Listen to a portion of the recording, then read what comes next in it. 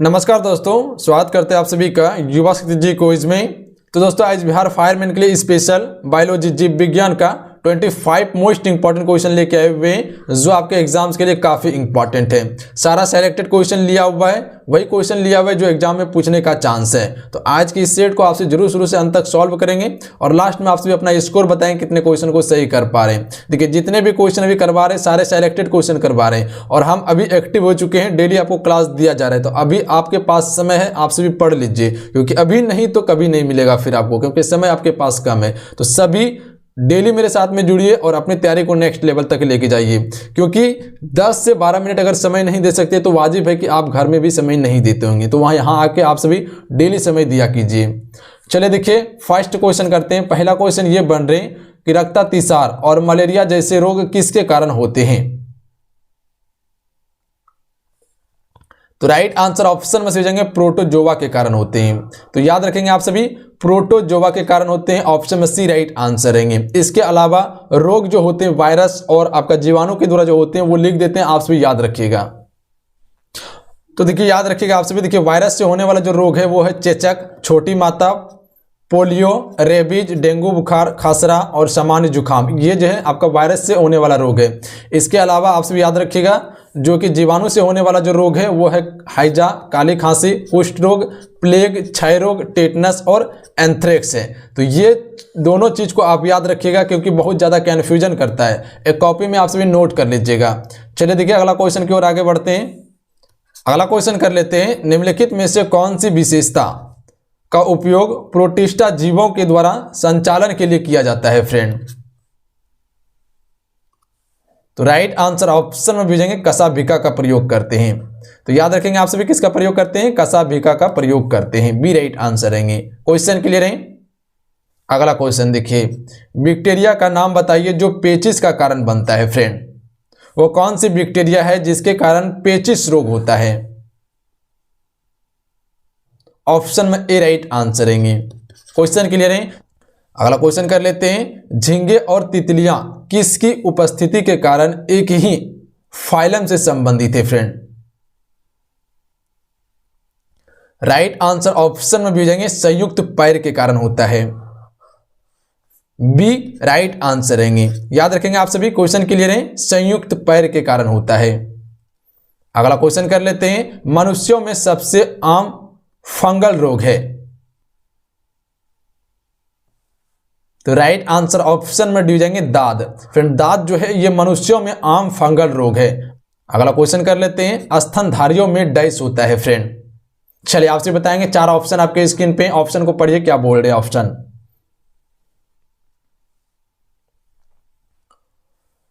तो right answer option में हो जाएंगे ग्रंथियों के साथ ग्रंथियों की त्वचा होता है, ऑप्शन में ए करेक्ट आंसर रहेंगे। क्वेश्चन को समझिए, क्वेश्चन क्या कहना चाह रहा है। स्तनधारियों में डैश होता है तो क्या होता है? ग्रंथियों के साथ ग्रंथियों की त्वचा होता है। क्वेश्चन क्लियर है? ऑप्शन में ए राइट आंसर रहेंगे। देखिए क्वेश्चन का लेवल से पता चल गया क्वेश्चन किस प्रकार से सेट किया गया है। बिल्कुल सिलेक्टेड क्वेश्चन सेट किया गया है जो एग्जाम में पूछा जाता है, क्योंकि अभी का ट्रेंड देखिएगा तो वो क्वेश्चन का लेवल चेंज हो चुका है, क्योंकि अभी पूछने का तरीका चेंज है। जो पहले पूछा जाता था वो नहीं पूछा जाता है अब। अगला क्वेश्चन कर लेते हैं, क्वेश्चन में 7, कमजोर मांसपेशियों और बहुत कम ऊर्जा वाले व्यक्ति विटामिन B1 की कमी के कारण निम्नलिखित में से किस रोग से ग्रस्त होते हैं? बहुत सारे स्टूडेंट पूछ रहे थे कि सर रेगुलर क्लास नहीं दे रहे थे, तो आपसे बताना चाहते हैं रेगुलर क्लास नहीं दे पा रहे थे क्योंकि अभी थोड़ा सा हमको काम था, पर्सनली हमें स्टडी करना पड़ता था, जिसके कारण से आप सभी का क्लास बाधित हो चुके थे। फाइनल अब जो है कि सारा चीज क्लियर हो चुके हैं, तो अब आपको रेगुलर क्लास दिया जाएगा। तो आप सभी डेली मेरे साथ में जुड़िए, क्योंकि अब वही चीज आपको दिया जाएगा जो एग्जाम्स के लिए इंपॉर्टेंट है। तो राइट आंसर ऑप्शन में जाएंगे बेरी बेरी रोग। क्वेश्चन क्लियर है? ऑप्शन में डी राइट आंसर रहेंगे। ध्यान में रखिएगा, विटामिन B1 की कमी से जो रोग होता है फ्रेंड वो बेरी बेरी रोग होता है, याद रखिएगा। देखिए स्कॉर्बी रोग जो होता है ये किसकी कमी के कारण होता है? विटामिन C की कमी के कारण होता है। सूखा रोग विटामिन D की कमी के कारण होता है। रतौंधी विटामिन A की कमी के कारण होता है।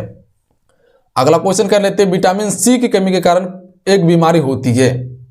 तो अभी आप सभी को बताया है कि विटामिन सी की कमी के कारण कौन सा रोग होता है, तो हम सभी कह सकते हैं ये होता है स्कॉर्बी रोग, यानी ऑप्शन में सी इसका राइट आंसर है, याद रखिएगा। देखिए घेंगा रोग जो होता है ये आयोडीन की कमी के कारण होता है। बेरी रोग विटामिन B1 की कमी के कारण होता है, याद रखिएगा आप सभी। क्वेश्चन क्लियर है? देखिए एस्कोर्बिक का सबसे अच्छा स्रोत क्या है, तो आंवला। जैसे खट्टा जो, देखिए खट्टा जो भी चीज है वो एस्कोर्बिक का सबसे अच्छा स्रोत है, विटामिन सी का। अगला क्वेश्चन कर लेते हैं, एम्फीबियन उभयजीवी शब्द का क्या अर्थ है? एम्फीबियन उभयजीवी शब्द का क्या अर्थ है फ्रेंड?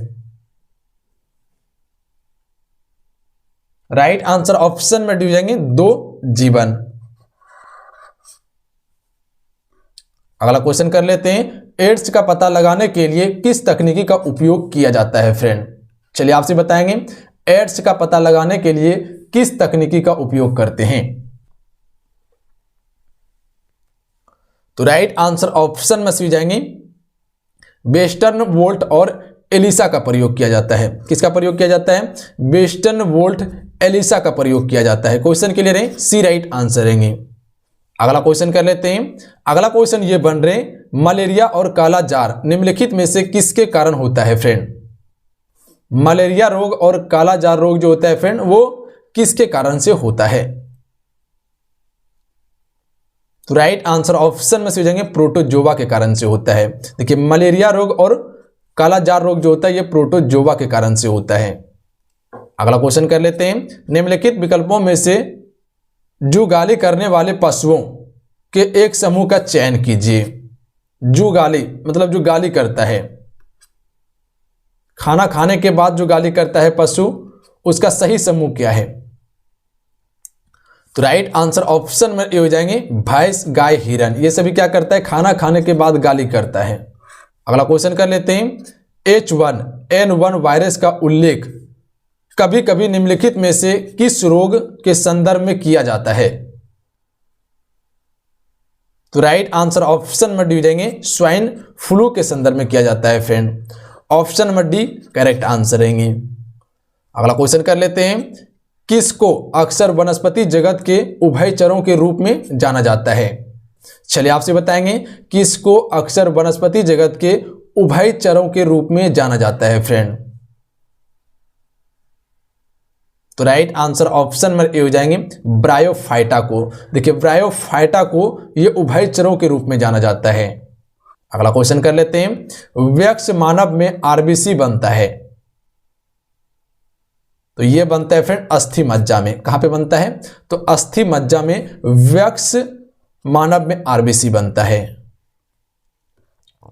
अगला क्वेश्चन कर लेते हैं, निम्नलिखित में से क्या एक चिरकाली बीमारी नहीं है?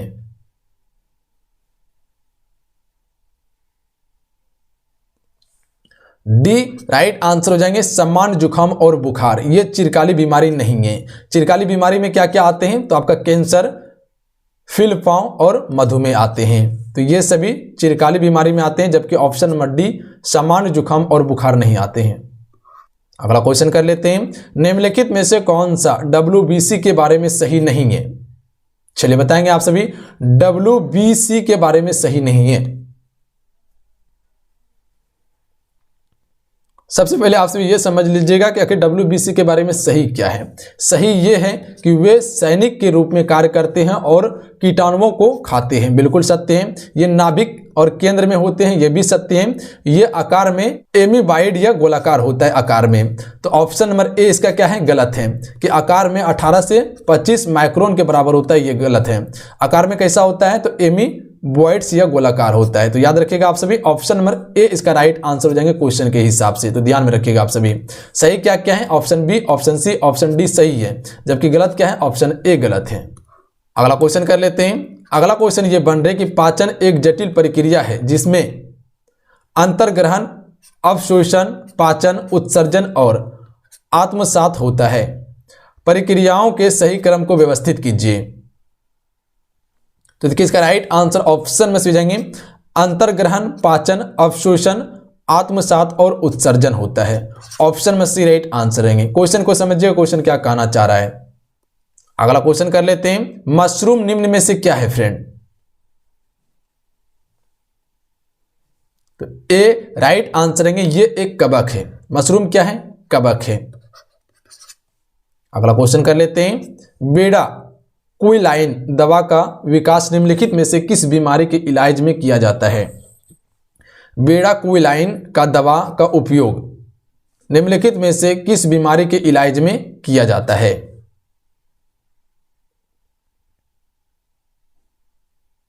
तो राइट आंसर ऑप्शन में से हो जाएंगे MDR-TB के बीमारी में उपयोग करते हैं बेड़ा क्विलाइन दवा का। अगला क्वेश्चन कर लेते हैं। BMD परीक्षण किसकी पहचान के लिए किया जाता है फ्रेंड? BMD परीक्षण जो है ये किसकी पहचान के लिए किया जाता है? तो राइट आंसर ऑप्शन में से हो जाएंगे ऑस्टियोपोरोसिस की पहचान करने के लिए हम सभी BMD का प्रयोग करते हैं। स्क्रोब टाइफस एक रोग है जो डैश द्वारा होता है। तो ये जीवाणु द्वारा फैलता है फ्रेंड। स्क्रोब टाइफस एक रोग है जो जीवाणु द्वारा फैलता है। अगला क्वेश्चन कर लेते हैं। ऐसे पौधे जिनकी शरीर की बनावट अच्छी तरह से अंतर नहीं है वे डैश समूह में आते हैं फ्रेंड? तो ये थैलोफाइटा समूह में आते हैं। तो याद रखिएगा आप सभी किस समूह में आते हैं? थैलोफाइटा समूह में आते हैं। ऐसे पौधे जिनकी शरीर की बनावट अच्छी तरह से अंतर नहीं है वे थैलोफाइटा समूह में आते हैं। सी करेक्ट आंसर रहेंगे। अगला क्वेश्चन कर लेते हैं। ब्लू बेबी सिंड्रोम किसकी अधिकता के कारण होता है फ्रेंड? ब्लू बेबी सिंड्रोम जो है ये किसकी अधिकता के कारण होता है? तो राइट आंसर ऑप्शन में से जाएंगे नाइट्रेट की अधिकता के कारण ब्लू बेबी सिंड्रोम होता है फ्रेंड। अगला क्वेश्चन है। प्रजनन के लिए एक फूल में आवश्यक अंग कौन से हैं?